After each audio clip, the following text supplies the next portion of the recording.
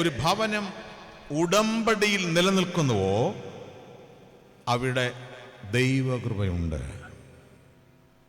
Where there is a covenant, there is grace.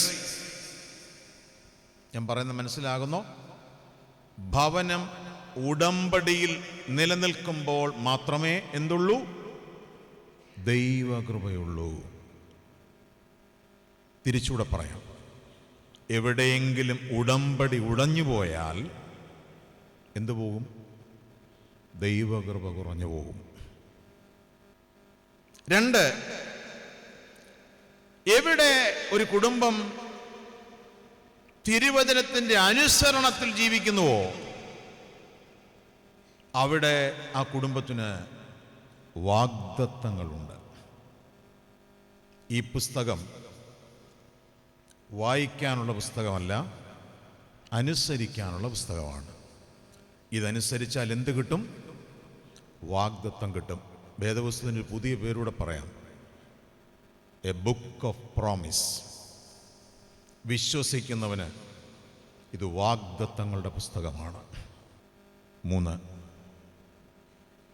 എവിടെ ദൈവജനം സ്തോത്രത്തോടെ നിൽക്കുന്നുവോ അവിടെ ദൈവം വലങ്കരം ഉയർത്തും. ആര് ദൈവസന്നിധിയിൽ കൈകൂപ്പി നിൽക്കുന്നുവോ, where there is thanksgiving, there is blessings. ഒരു വാക്കൂടെ ഞാൻ അടി പറയാം,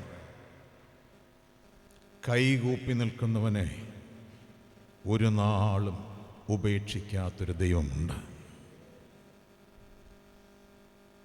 ദൈവമക്കളെ, എൻ്റെ വീട് 2026 ഈ ക്രമത്തിൽ ജീവിക്കാനാണ് വിളിച്ചിരിക്കുന്നത്. എവിടെ ഒരു ഭവനം ഉടമ്പടിയിൽ നിലനിൽക്കുന്നുവോ അവിടെ എന്തുണ്ട്? കൃപയുണ്ട്. എവിടെ ഒരു ഭവനം വചനാനുസരണം ജീവിക്കുന്നുവോ അവിടെ എന്തുണ്ട്? വാഗ്ദത്തങ്ങളുണ്ട്. എവിടെ ഒരു കുടുംബം സ്തോത്രത്തോടെ ദൈവസന്നിധി നിൽക്കുന്നുവോ അവിടെ എന്തുണ്ട്? അനുഗ്രഹങ്ങളുണ്ട്. അവസാനം പറഞ്ഞ 3 വാക്ക് ഈ ഒരു വർഷത്തെ എല്ലാ രാത്രിയിലും പ്രാർത്ഥനയുടെ വാക്കാണ്.